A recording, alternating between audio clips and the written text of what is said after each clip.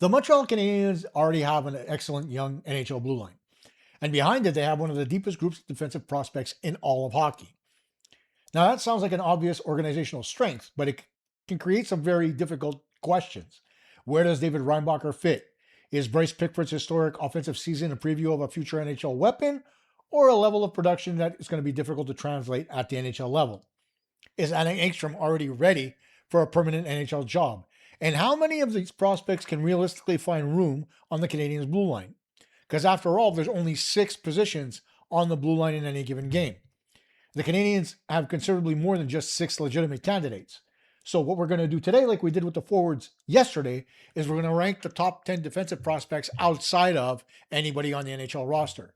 And then we'll throw in 5 honorable mentions just to shake things up a little bit. The order that I'm bringing you is going to be presented on projected NHL impact.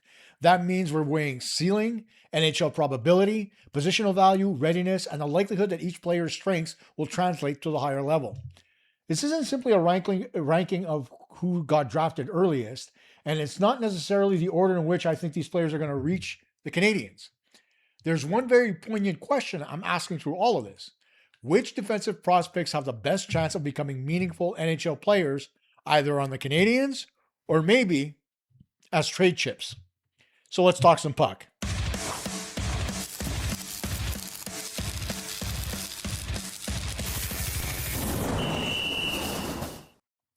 Now, before we get to the list, there is something that I have to clear up because I was called out on it in the comments. I am having trouble speaking lately, guys, and I'm pretty sure you guys have noticed it. I've got a loose tooth in my mouth. It tends to make me slur my words or say my S's and whistle at the same time. So I apologize. My dentist is on vacation, but it is what it is. I'll try to get through it as best I can. But more importantly, let's get to this list because it's pretty long and there's a lot of detail to it. And here it is, just by itself. It ranges from David Reinbacher to Luke Mittelstadt. So let's start with David Reinbacher because he remains Montreal's best defensive prospect. And that statement always creates a lot of debate. Some fans immediately point to Bryce Pickford's incredible offensive production and say, hey, what about him? And others are going to argue that Adam Engström is already closer to becoming an NHL regular. Neither of you are wrong. But Reinbacher still possesses the best combination of tools, positional value, readiness, and top 4 potential from any prospect in the Canadian system.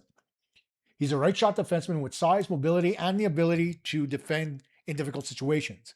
He knows how to close space to the neutral zone, use his reach to disrupt entries, retrieve pucks under pressure, and his puck movement has become considerably better year over year. Now, going back, the Canadiens drafted him 5th overall in 2023, which created enormous expectations before injuries interrupted his momentum a little bit.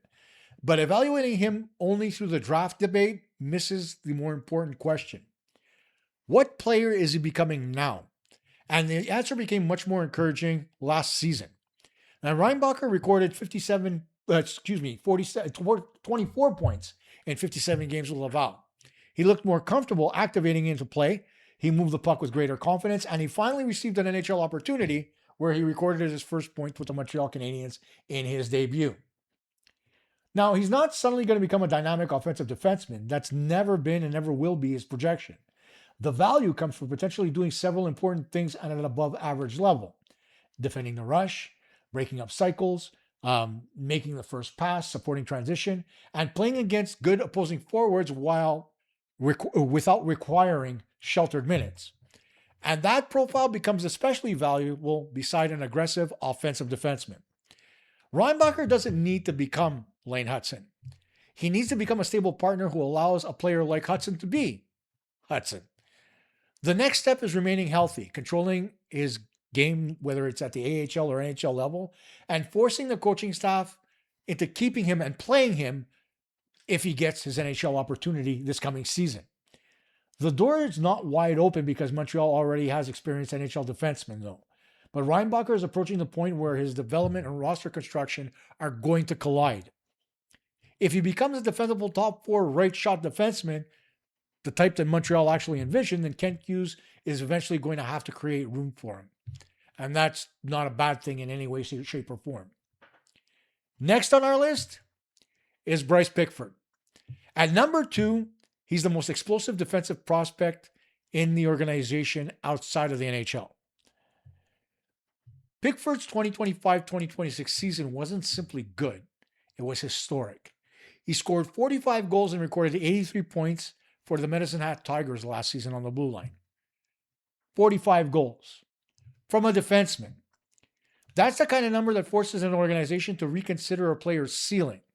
When Montreal selected Pickford in the third round of 2025, he already had an intriguing shot, and that's what the Montreal Canadiens decided to get him for. 1 year later, that shot had become one of the most dangerous weapons in all of junior hockey. Pickford could score through traffic, move laterally to change the lane, and release the puck without having perfect conditions. Unlike many offensive defensemen, he creates direct scoring pressure that can pull penalty-killing coverage higher in the zone and open up opportunities down low. But this is where the evaluation has to remain disciplined. Historic junior production doesn't guarantee NHL success. Pickford was one of the older and more physically mature guys that he competed against in junior hockey. The NHL is going to remove that time and space much faster from him. He's not going to be able to step into every shot uncontested, and professional forwards are going to test the defensive reads, footwork, and puck management far more aggressively than anything he's ever seen before. Pickford's challenge is proving that he's more than just a shot. Can he defend entries? Can he make decisions under heavy forechecking pressure? Can he move the puck when the obvious shooting lane disappears? And can he remain useful when he's not producing points? Those questions explain why he ranks behind Reinbacher. Reinbacher's path toward an NHL role is easier to identify. Pickford carries more of a boom or bust risk, but his offensive ceiling may be the highest of any defenseman in the Canadiens' pipeline. If the shot translates and the rest of his game reaches an NHL standard, then Pickford could become a top 4 NHL defenseman and a dangerous power play option. That's an extremely valuable outcome for a third-round selection. His first professional season is going to tell us much more than any other of his junior domination years could ever have done. Next on our list, Adam Engström. Now, if this were a list based on only who's NHL ready, Engström's number 1. He spent the last 2 seasons proving that he can move the puck and that his game works at the professional level. During last season, he had 45 games in the AHL where he scored 34 points, and then he appeared in 15 games with the Canadiens as well. Now, those NHL minutes weren't perfect. At times, the pace and pressure looked like a lot to manage for him. But that's normal for a young defenseman receiving his first extended opportunity. What matters is that Engström has already demonstrated to a lot of the coaching staff and the scouts several NHL caliber abilities. He can skate the puck out of pressure. He can advance possession with a controlled pass. He can join the rush without turning every activation into an unnecessary gamble. And he can contribute from the offensive blue line. Engström's not the same type of offensive player, though, as Bryce Pickford. His value is less about one overwhelming weapon. It's about his mobility, timing, keeping the puck moving, and keeping the play going in the same direction. That makes him a very natural fit for the modern NHL. The problem for his, though, is opportunity. Montreal already has Lane Hutson, Kaiden Guhle, and Mike Matheson on the left side. Other established defensemen also occupy those minutes as well. Engström may be capable of playing in the league before Montreal has a permanent position available for him. That could create a split season again between Laval or Montreal. It could also eventually create a trade conversation. And not because Engström has failed, but because good organizations sometimes develop more players than they can actually accommodate. Engström has a stronger NHL probability, but Pickford owns the potentially game-breaking offensive weapon. That's why Engström settles at number 3, but he may be the first player on this list to graduate permanently. The next guy on my list, Bogdan Konyushkov. That might surprise you a little bit because we haven't really seen much of him in North America yet. But he's also one of the more unusual prospects in the Canadian system because he's already played important professional minutes after the Canadiens drafted him. Right? He was an overage selection in the 4th round of 2023. That meant Montreal wasn't betting on a distant physical projection. Montreal was betting on intelligence, experience, and a game that already translated against professional competition. Konyushkov continued strengthening that argument last season. He recorded 38 points in 67 KHL games. Then Montreal signed him to a 2-year entry-level contract before loaning him back to Torpedo for this coming season. That loan shouldn't be interpreted as a lack of interest. the same way it shouldn't be for somebody like Vincent Rohrs, for example, right? It gives Konyushkov another season of major professional responsibility while keeping a clear contractual pathway towards North America. His game, though, is built around intelligence. He reads pressure well, he identifies the puck as the next play quickly, he moves the puck efficiently, and he understands whether to become involved in plays offensively. Konyushkov may never possess the raw tools of a Reinbacher or the shot of a Pickford, but he often solves problems before they become emergencies, and that's a very important trait for any defenseman. The challenge, though, is going to be adaptation for him. Forechecks in the National Hockey League are going to arrive faster, board battles are going to be more frequent, and players who control games in the KHL don't automatically receive the same responsibility when they enter either the American Hockey League or the NHL. Konyushkov is going to need to establish trust in a new system and prove that his mobility can handle NHL pace. Now, at 23 years old, Konyushkov is going to be expected to compete for meaningful professional minutes almost immediately when he comes over to North America. The potential reward is an intelligent right shot middle pair defender who can support transition and contribute secondary offense. And that's a good thing. Next on our list, Timofei Runtso. Yes, I had to make sure I said Timothy again. I always say Timothy for some reason. He's at number 5. Montreal selected Runtso 57th overall in last year's draft. He immediately became one of Montreal's most interesting long-term defensive projects. He had 44 points in 68 games in Victoria in the WHL last year, but the appeal goes beyond just his production. His best attribute is his ability to move possession through pressure. Runtso can manipulate the forecheck, escape the first defender, and attack the neutral zone with possession. That style fits the direction of the modern NHL. Teams want defensemen who can turn retrieval into controlled transition. Montreal has clearly prioritized that trait in their own system. Now, whether or not Derek Lalonde changes that remains to be seen. But Runtso also offers the benefit of being a right shot, but he remains several steps away. His skating receives mixed evaluations, right? He can look elusive with the puck, but that doesn't always mean his straight line speed or defensive footwork is NHL ready. He has to become more consistent defensively and learn when creativity is necessary versus when the simple play is just the correct one to make. Now, Runtso is heading to the University of Miami, where the NCAA environment should give him time to develop both physically and tactically. And there's no real reason to rush him for the Montreal Canadiens. They already have several right shot defenders ahead of him. The organization can allow Runtso to make mistakes, refine his game, and gradually take on greater responsibility. His ranking over Maximilian Schubert is based on his ceiling. Schubert is still closer to the NHL, much like Engström is versus Reinbacher. But Runtso has the potential to become more impactful if his transition game translates. Now, we get to Maximilian Schubert at number 6. Montreal acquired Schubert from Utah in exchange for Joshua Roy. That told us something very important in terms of what they thought of him.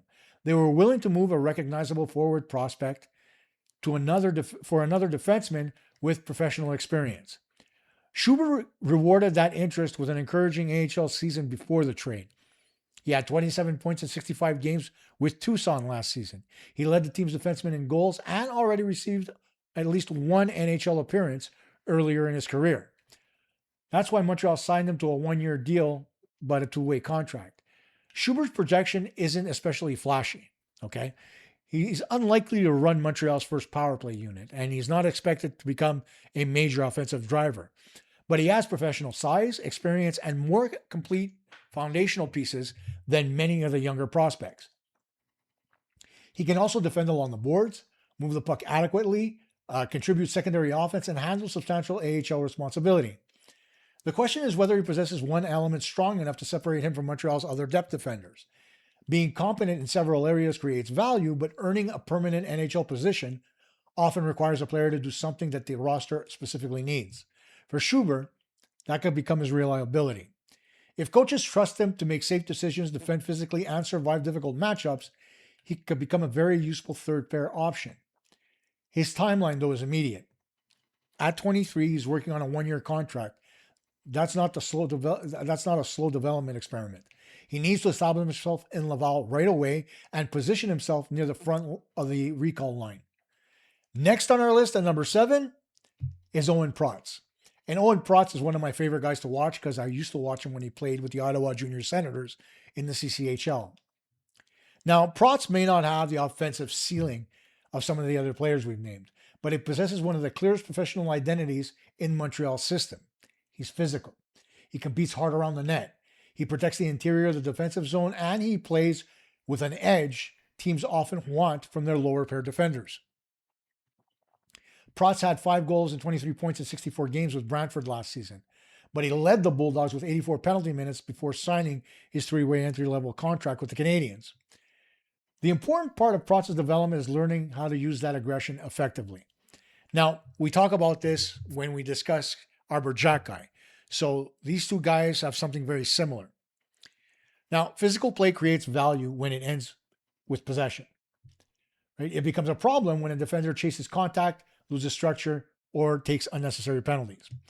Protz has to show that he can remain difficult to play against without pulling himself out of position. He also needs to prove that his puck movement will hold up under professional pressure. Now, nobody expects him to become an elite offensive defenseman, but modern NHL depth defenders can't simply defend. They have to be able to retrieve the puck, help the team escape the defensive zone, and create transition. If Protz can make a first clean pass, defend the crease, and provide physical resistance, then he has a realistic NHL pathway. That pathway may be clearer than the other one that's available to some of the more offensively talented prospects. Coaches understand how you can use a dependable number 6 physical defenseman. The first AHL season for Protz is going to be very revealing. Junior players can overwhelm opponents physically, but professional players are stronger, more experienced, and much better at exploiting poor positioning. Protz is going to need to adjust without losing the competitive identity that makes him so interesting. Next on our list, Braden Klimke at number 8. Montreal selected Klimke 117th overall in the 4th round of last year's draft. He's one of the most active defensemen in the system. Klimke wants the puck, looks to advance possession, and competes with urgency. That activity produces results. Klimke had 4 goals and 46 points in 68 games, with the Saskatoon Blades. His 42 assists demonstrated an ability to distribute the puck and become involved in transition. He'll go back to the WHL before his planned move to the University of North Dakota, another very strong development system. That longer development path makes all the sense in the world. Klimke needs time to become stronger and prove that his high-energy style can translate against larger and faster players. He's not an enormous defenseman. That means his skating, positioning, and decision-making has to consistently compensate for the fact that he's not big. The encouraging part is that he already plays bigger than his measurements. He competes for space and is willing to engage rather than become a perimeter puck mover. The concern, though, is his efficiency. High activity isn't automatically the same as a high impact. Klimke has to learn to choose his moments and remain structurally responsible. If the processes improve and the puck movement continues developing, well, then Montreal could have another useful two-way defender from outside the opening rounds that they can look at. He ranks behind Protz because Protz currently owns clear NHL role. But Klimke may eventually offer more puck-moving value, but his projection right now remains a little bit less certain. Next is the guy we talk very little about in the Canadian system, and that's, Carlos Handel. Handel was selected in the 6th round of the 2025 draft. He's a right shot defenseman whose appeal comes from skating, puck movement, and offensive possibility. That gives him a very different profile from somebody like, let's say, an Owen Protz. Handel can carry the puck through open ice, protect possession, and contribute on the power play. He also remains an unfinished player. He has to become stronger in battles, improve his decision under pressure, and turn offensive flashes into consistent impact. That's the point in this ranking where projection becomes increasingly speculative. Handel possesses some very interesting attributes that could eventually produce NHL value. But he has to also develop the other parts of his game before that pathway becomes realistic for him. The Canadiens can afford to be patient with him. He's only 19 years old, and they've already got, like I've said, several right-shot defensemen. And nobody should expect a 6th-round prospect to arrive quickly. The next goal for him is in Montreal. The next goal is becoming a more complete and influential junior player. If Handel continues moving the puck and it grows while his defensive responsibility catches up, well, he could become one of the system's more interesting long-term risers. Finally, last on our list of the top 10 is Luke Mittelstadt. Now, Mittelstadt's interesting because he represents the opposite end of the development spectrum from Handel. He's older. He's completed his NCAA career, and he's preparing to establish himself in the American Hockey League. During his final season with Minnesota, he had 21 points in 36 games and led the Gophers defenseman in scoring. Now, he signed with Montreal to a 2-year entry-level contract before joining Laval late last season. Mittelstadt is not a highest ceiling prospect by any stretch. His game is built around intelligence, positioning, and puck moving efficiently. That creates a very narrow NHL pathway. He has to remain dependable defensively and show that his skating can handle professional pressure. But there's something to be said for maturity and predictability. Mittelstadt has played very important NCAA minutes. He's worn a leadership letter, and his game may transition into a useful AHL role more quickly than those younger prospects. The NHL outcome is more likely a depth position. He could become a number 6 or 7 defenseman capable of moving the puck and surviving limited minutes. He could also become a very valuable AHL defender who helps Montreal's younger prospects develop into a competitive environment. Now, that second outcome doesn't, really sound good for the player himself, but that second outcome still matters organizationally. Not every prospect that you have is going to become a star to provide value to you at any level. So that completes our official ranking. Now, we go to our honorable mentions, right? Because the list doesn't end with Luke Mittelstadt. There's 5 additional prospects that I want to look at that deserve attention, right? They remain outside the top 10 because their NHL projections are less certain and their ceilings appear more limited and they require considerably more development. But that doesn't mean I'm ready to give up on them just yet. We'll keep the established order, but we'll begin with the first player on this list, and that's Ethan Sampson. Right? He signed with Montreal to a 1-year, 2-way contract after he spent 2025 with Lehigh Valley and Syracuse. Another right shot D who recorded 5 goals and 18 points in 40 AHL games. That professional experience gives him an advantage over several of the younger names in this section. Now, Sampson can move the puck, contribute offensively, and provide organizational coverage on the right side. The issue is his projection. Sampson's 22, so he's no longer being evaluated only on distant upside. He has to show that he can become more than just a useful AHL player. Montreal's right side is also very convoluted now, with the likes of Reinbacher, Pickford, Konyushkov, and Runtso in the prospect system, and with experienced NHL players above them. Sampson has to separate himself quickly. His opportunity is going to come from professional consistency, right? If he defends reliably, contributes offensively, and becomes someone Laval's coaches can use in every situation, then he can enter the recall conversation. At number 12, we've got Cooper Cleaves. Now, they selected him 93rd overall in last year's NHL draft. He was already 20 and competing as a freshman with Dartmouth last year. That makes him an unusual third-round selection for the Canadiens. Now, they weren't drafting a typical 18-year-old based on several years of projection. They were drafting a player they had watched closely, including some very different development camps across multiple different systems. Cleaves produced 4 goals and 10 points in 30 NCAA games. His profile is built around physical engagement, activity, and defending the rush. His puck moving remains the question, though. Cleaves doesn't project as an offensive specialist. For this pick to work, he has to become dependable defensively, a guy who can make clean enough passes when, he needs to keep possession moving. Because as an overage selection, the development clock is shorter than it is for many of the other recent draft picks. Though Montreal clearly saw a role it believed it could translate with Cleaves. Now he has to prove the organization was right. Next on our list, we've got Andrew McNeil. Now, McNeil was Montreal's 6th round selection in 2025. He's another right shot defender whose game is based more on defending than creating any type of offense. With the Kitchener Rangers last year, he recorded 2 goals and 7 points in 48 regular season games. Now, the production doesn't jump off the page, but it's not the primary reason Montreal drafted him. McNeil plays a straightforward physical game built around protecting the defensive zone. The NHL challenge for him is going to be mobility. Stay-at-home defensemen must still be able to skate well enough to manage NHL speed.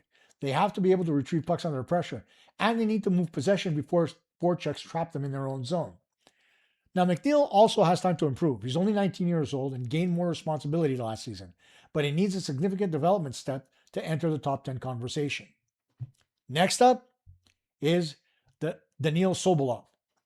Sobolov was selected in the 5th round in 2021. He's now 23 years old and remains unsigned by the Montreal Canadiens and has returned to Russia after playing junior hockey in North America. His last season was spent divided between the KHL and the VHL. Sobolov has an identity that's primarily defensive, using his strength to limit space rather than creating offense. The concern, though, is that his development hasn't produced a clear path towards Montreal for him. He's older than most of the prospects on this list, and he hasn't generated significant offense. Plus, the organization has added several other right-shot defenders since drafting him. Montreal retains his rights simply because he's playing in Russia, so there's no immediate need for a final decision. But Sobolov has to become a larger KHL role, or he has to look for one, if he's going to re-enter the Canadiens' plans in any meaningful way. At this stage, he's a little bit more of an organizational possibility than a probability. And the last guy on our list is Samuel Daigneault. Daigneault was selected 221st in last year's entry draft. I'm not sure if that's its last or second to last pick, but it's still in the 7th round. He's the youngest and most distant prospect in this entire group.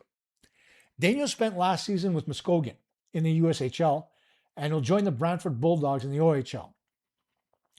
He's a left shot defenseman with size, mobility, and physical engagement. His 5 assists in 47 USHL games revealed the obvious concern, though. He doesn't have very proven offense. But 7th-round selections are rarely finished products, are they? Montreal is betting on attributes. Daigneault can skate and defend physically, while his move to Brantford should provide him an opportunity to expand his game. Next season is about establishing an identity. Can he become a defendable shutdown defenseman? Can he improve the puck decisions? Can he contribute enough transition value to prevent opponents from trapping his team in the defensive zone? Nobody, and I mean nobody, should expect an immediate NHL trajectory for this kid. He's a long-term bet. But his size, mobility, and age make him worth monitoring. So that's what the Canadiens are going to do. Now, when we examine all 15 defensemen, 3 major conclusions emerge. First, the Canadiens have legitimate quality at the top. Reinbacher still projects as the top prospect and a possible top 4 defender. Pickford possesses a rare offensive weapon. Engström is probably the most NHL ready of all these guys to be a regular, and Konyushkov has already succeeded in a major professional league. That's more than just simple depth.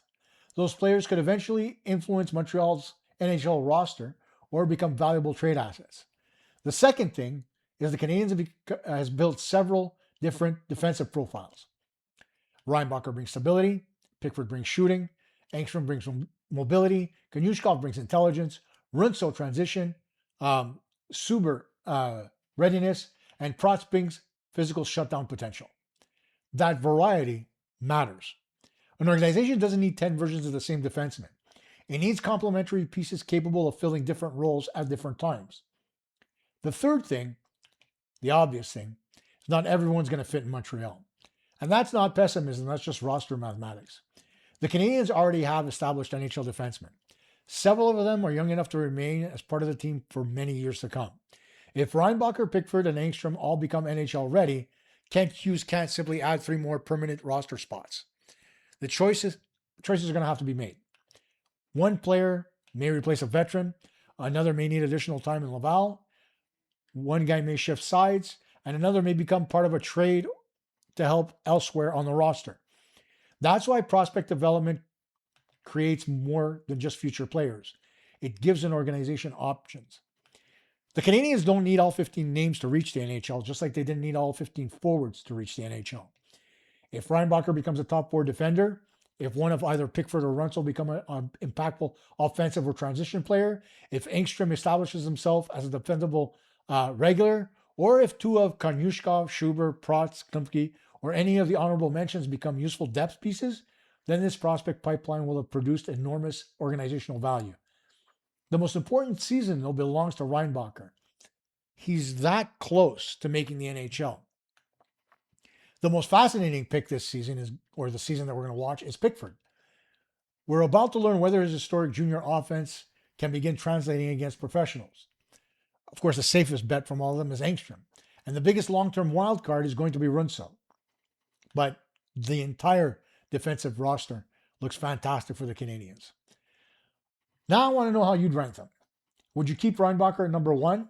Does Pickford's offensive ceiling move him to the top spot? Should Engström rank higher because he's already ready to play as an NHL regular? And is there a prospect outside of the top 10 that has the best chance to surprise us? Leave your ranking in the comments. If you enjoyed this deep dive into the Canadiens' defensive prospect system, hit the like button, subscribe to the channel if you haven't already, and turn on your notifications so you don't miss another one of my little breakdowns here or anything else coming up as we get closer and closer to puck drop on the 2026-2027 season. The Canadiens already have a talented offensive blue line, or defensive blue line, I should say. The next wave is coming. And the only question is how many of them are actually going to find themselves room in Montreal. I'm Coach K. This is PuckTalk Montreal. And remember to keep your skates down and stick on the ice. Go Habs, go.